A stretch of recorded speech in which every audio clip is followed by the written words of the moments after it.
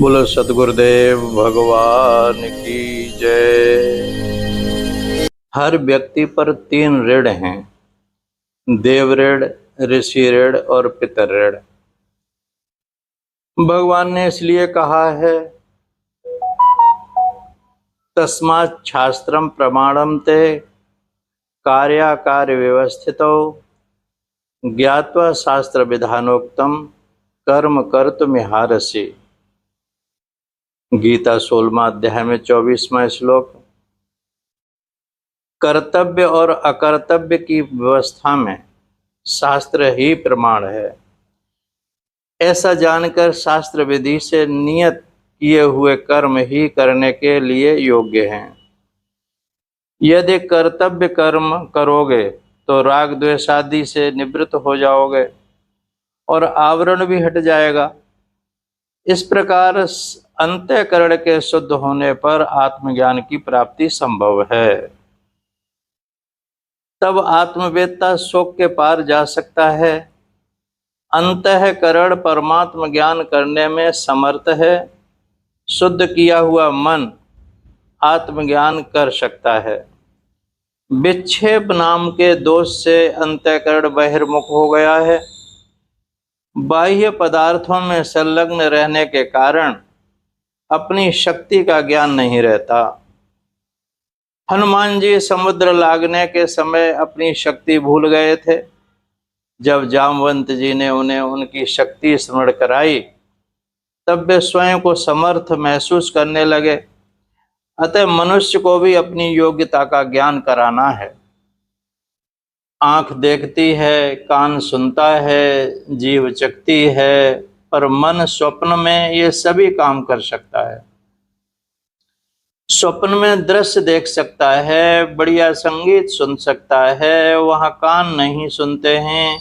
ऐसा बहरा जो जन्म से बहरा नहीं है, वह भी स्वप्न अवस्था में संगीत सुनता है। जुकाम में ग्रहण शक्ति काम नहीं करती, किंतु तब भी स्वप्न में गुलाब चमेली की सुगंध ग्रहण कर लेते हो। मन का इसलिए नाम अंतःकरण रखा। मन जागृत में भी सुन सकता है, देख सकता है। जिस प्रकार आँख कान सांसारिक पदार्थों को देख सुन सकते हैं, इसी प्रकार मन की विशेषता यह है कि अंदर रहने वाले परमात्मा को यह मन ही देख सकता है। लेकिन कब? जब उसकी शुद्धि हो। विक्षेप का सबसे बड़ा कारण मन की यह शक्ति है कि वह पदार्थों के चित्र ग्रहण कर लेती है। अपने मस्तिष्क में अनंत चित्र हैं जो बुद्धि के आदेश से वासना रूप में प्रकट होते हैं। यदि वासना को हटाया न जाए तो शुद्ध आत्मा का ज्ञान नहीं होता। शुभा अशुभाभ्याम मार्गाभ्याम बहंती वासना सरित। वशिष्ठ जी कहते हैं, शुभ और अशुभ रास्तों में वासना रूपी नदी बहती है। ध्यान में मन नहीं लगता, नाम जप में मन नहीं लगता, पूजा पाठ में मन नहीं लगता, दर्शन पर्शन में मन नहीं लगता, सत्संग कथा में मन नहीं लगता, तो निश्चय ही समझ लो अशुभ वासनाएं अधिक हैं। शुभ वासनाओं के चित्र अधिक होंगे तो उस व्यक्ति का चरित्र निर्मल होगा, ध्यान लगेगा, नाम जप आदि सभी साधनाओं में मन लगेगा। अशुभ वासनाएं संसार को सामने खड़ा कर देती हैं और शुभ वासनाएं भगवान को सामने खड़ा कर देती हैं।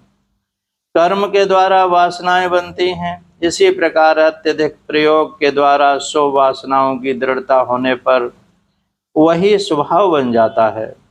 शुभ कर्मों की वासना दृढ़ करना जीव को प्रतन है, जो तुम्हारे अंतःकरण को शुद्ध कर देगा। इसके लिए कर्तव्य कर्मों का करना पड़ेगा। यही शास्त्रों ने बार बार बतलाया है। संसार में 3 प्रकार के ऋण शास्त्रों ने प्रतिपादन किए हैं।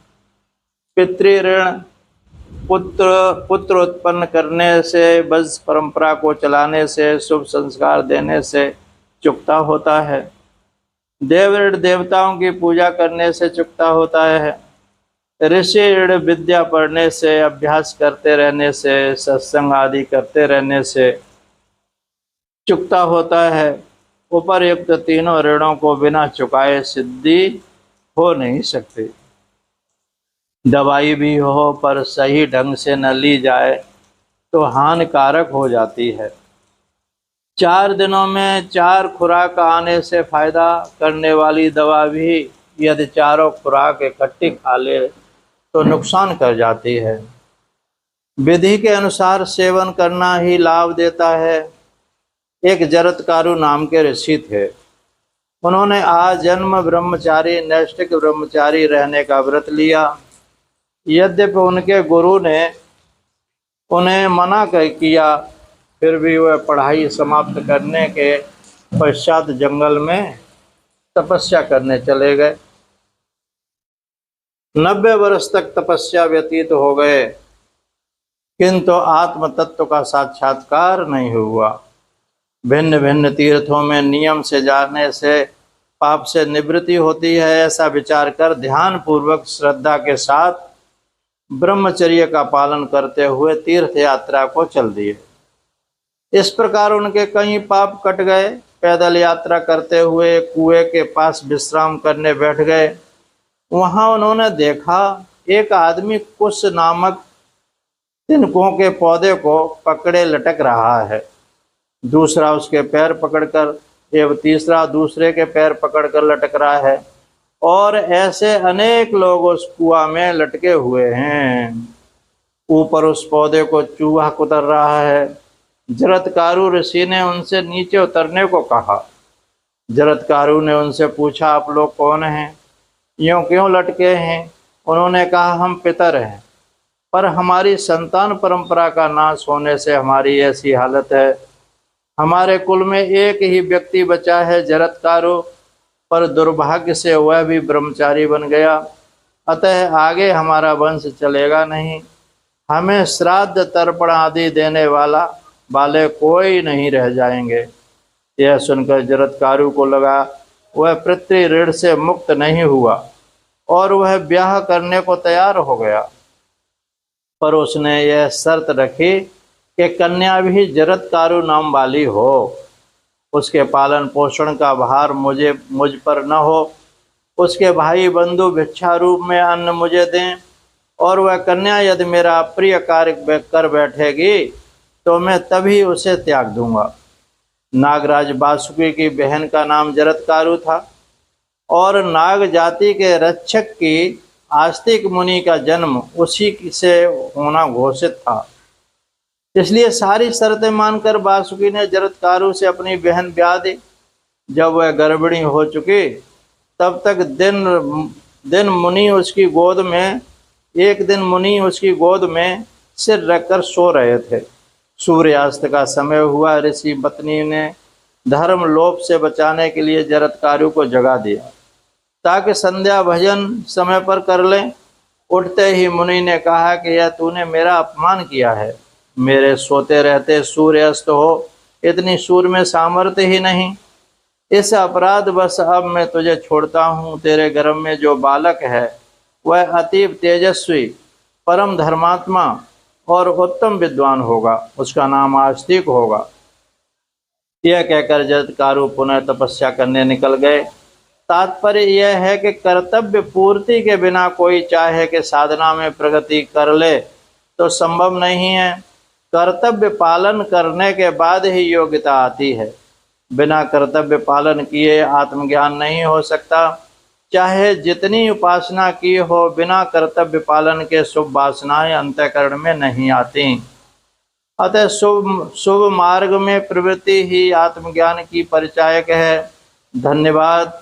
आपने पढ़ा, समझा, सुना। गुरुदेव की कृपा से आपको ज्ञान प्राप्ति हो।